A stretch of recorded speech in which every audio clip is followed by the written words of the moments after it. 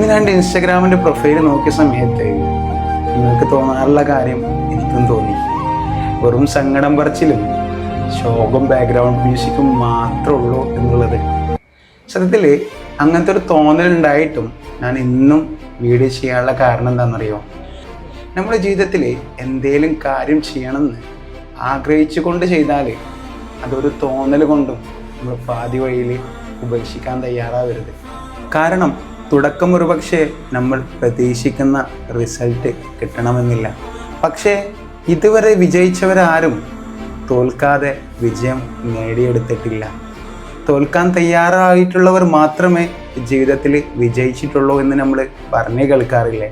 നമുക്കൊരു നാൾ വിജയിക്കണം എന്നുള്ള ആത്മാർത്ഥമായ ഒരു ആഗ്രഹം ഉണ്ടെങ്കിൽ നമ്മൾ തുടങ്ങി വെച്ച ഒരു കാര്യവും പാതി വഴിയിൽ നമ്മൾ ഉപേക്ഷിക്കാൻ തയ്യാറാവില്ല. സത്യമല്ലേ?